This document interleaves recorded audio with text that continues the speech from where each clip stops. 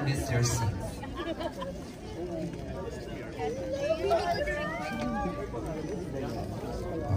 Congrats, Mrs. Our isa sa mga producers natin. James Banaag ng thank you James and your digital name. Eto na, almost complete na yung ating cast member. Kung talaga hindi ka sarakista. Again, requesting the fans you may take photos and videos but post. Hindi, lagi naman ako nandito para sa kanya. Alam naman yun. Alam niya naman yun. For the past 5 years, medyo, yun nga, naging distant kami for the last 4 years niya. Pero, nandun naman, alam niya naman nandun ako parati. And hanggang ngayon, nandito pa rin ako. So, yun. Like a true gentleman talaga. Siya na kumukuha ng mga Instagram stories. Nakita ko sila sa ABS ng isang araw. Okay. Parang, all these years pala, no, they have maintained the friendship. Kasi, hindi mo daw ang best friend. Reaction po ng mga trabaho ko po siya. Sa best friend, sa sinabi ni She appreciates the friendship all these years pala. Hindi, lagi naman ako nandito para sa kanya. Alam naman yun. Alam niya naman yun. For the past 5 years, medyo, yun nga, naging distant kami for the last 4 years niya. Pero, nandun naman, alam niya naman nandun ako parati. And hanggang ngayon, nandito pa rin ako. So, yun. Like a true gentleman talaga. Siya na kumukuha ng mga Instagram stories. Nakita ko sila. First of all, thank you so much for calling me lucky, but I don't think I'm lucky because I think I've earned this spot also after working for more than 8 years. But thank you so much. Thank you so much. I think mas challenging po for me is Sky kasi si Luna mas, yung emotions niya, mas kita nyo agad lahat, mas kita nyo agad yung vulnerability niya, at saka mas vocal po kasi si Luna, pero si Sky mas paloob po kasi lahat ng emotions niya and hindi siya talaga, hindi siya makunot, hindi siya iyakin, mas matapang po siya. So, mas may nahirapan po akong ilaro si Sky kasi parang paano ko gagawin kakaiba siya kasi baka mangyari maboard sa kanya yung mga tao. So, doon lang po ako medyo nahihirapan at saka mas gusto ko lang si Luna, mas maganda kasi siya para sa akin. Siya kasi naka-makeup eh. Pero yan lang naman po. Tsaka mas mahirap po si Sky kasi kailangan kong konting laliman yung boses ko po. Kasi hindi naman po talaga ganun yung speaking voice ko. Okay.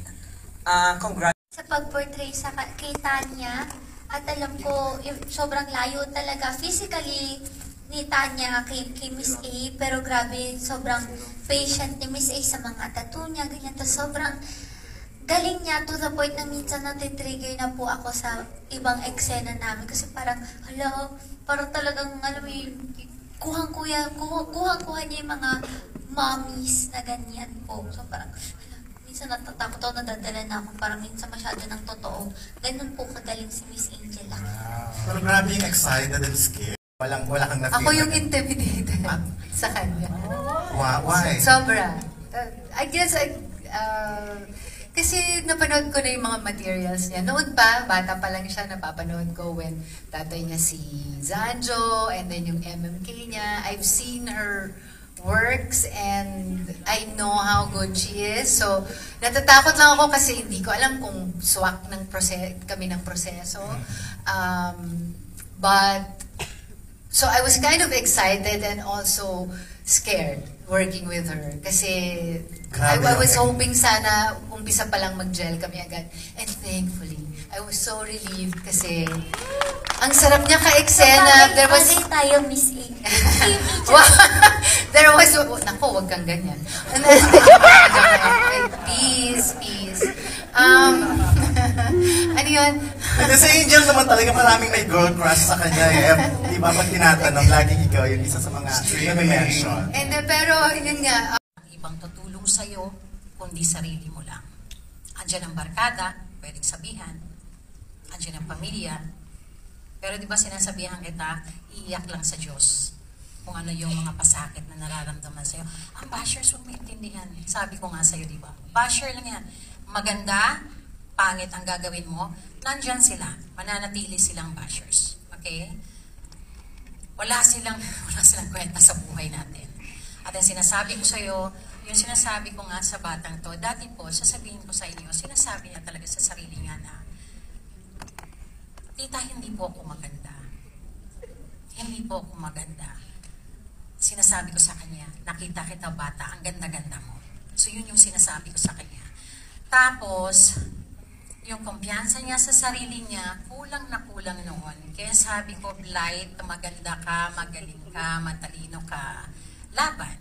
Kaya ngayon, kung anong nangyayari ngayon sa'yo, nakakala mo lang hindi kita kinakausap. Ino-obserbahan kita. Ang layo ng Blight na kilala ko nung 8 years old sa Blight ngayon. At natutuwa ako. At lagi kong sasabihin sa'yo na yung lakas ng loob, tapang. Okay? Tiwala sa sarili. Sa sarili lang naka. Okay? Dalhin mo yan palagi. At pag merong magsabi sa'yo na pangit ka, hindi ka magaling umarte. Sapakin ko. Paisa lang, Pag paisa. sinabi lang pangit ka, hindi ka marunong umarte, ako ang magsasabi sa kanila diretsyo. Gusto mo ibuka ang bibig ko? Baka maraming magalit ko ano yung sasabihin ko. Pero meron siyang sinasabi kasi noon na mas maganda si ganito, mas maganda Sa Diyos. Sa Diyos po. Medyo naging on-off yung relationship ko with him kasi madalas kapag sobrang lalim na, sobrang bigat na, mapapatanong ako bakit ganyan. Pero ngayon naiintindihan ko na kung bakit kailangan mangyari iba't ibang bagay sa buhay ko at bakit kailangan akong talikuran ng iba kasi ibig sabihin nun, hindi ko sila kailangan sa buhay ko dahil hindi sila nakakabuti sa akin.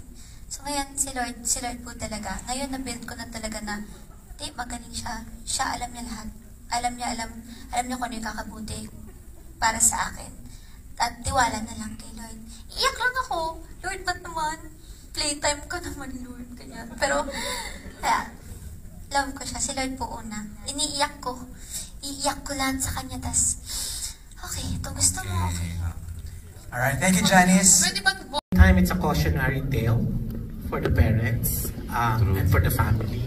Because much of who our kids are now is really brought about by the values of the family that raises them.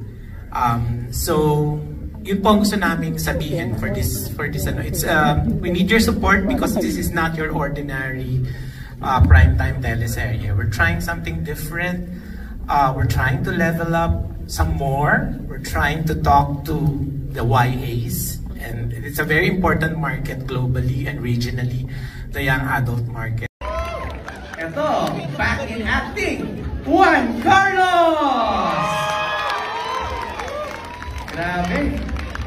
Star power talaga. Speaking of star power, Kyle and Cherry!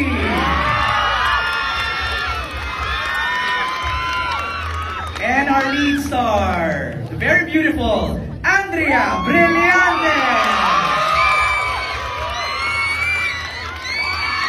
Ayan!